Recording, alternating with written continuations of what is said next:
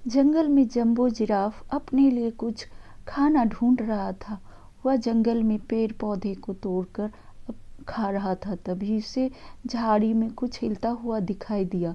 वह अपना खाना छोड़कर वह झाड़ी की ओर आया कि जंगल में पूरे जंगल तो शांत पड़ा है, यह झाड़ी क्यों हिल रहा है।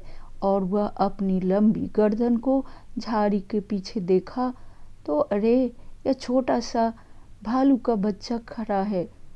अरे, तुम यहाँ पर क्यों खड़े हो अकेले, और इतना घबराए हुए क्यों हो। चाचा, मेरी माँ नहीं है, मेरी माँ को शेरनियों ने घेर कर मार दिया, इसलिए मैं यहाँ डर के मारे छुपा हूँ।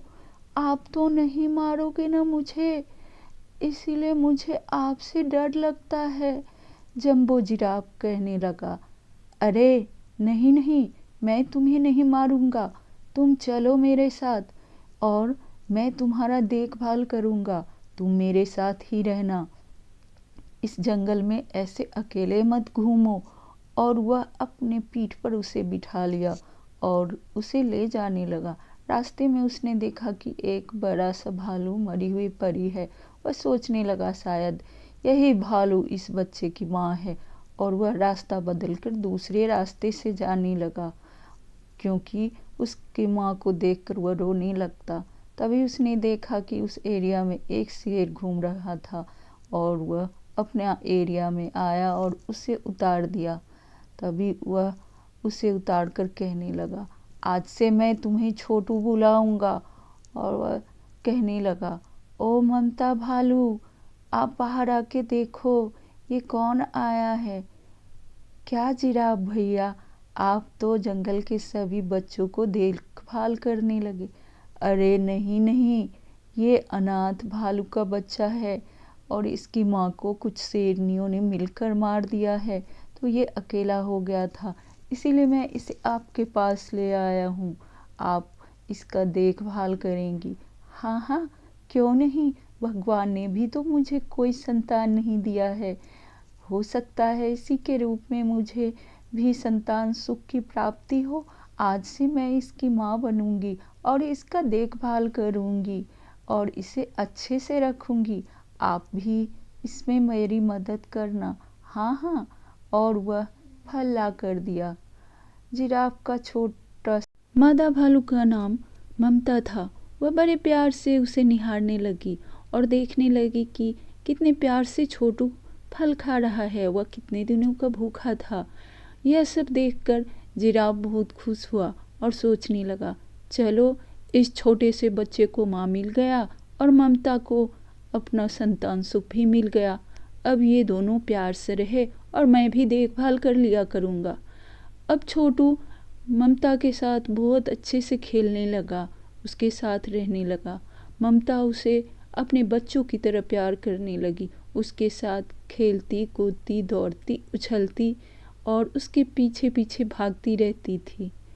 छोटू भालू को ममता भालू बहुत सारा अच्छा अच्छा फ्रूट खिलाती थी, उसे जड़ी बूटियाँ और तरह तरह के फल सब देती थी कि वो जल्दी मजबूत हो जाए और बलवान रहे, क्योंकि जंगल में बहुत से जानवर घूमते थे तो कोई उसे नुकसान न पहुंचाए। इसीलिए एक दिन छोटू भालू इधर घूम रहा था कि तभी उसने देखा कि उसकी माँ को दो शेर ने पकड़ लिया है।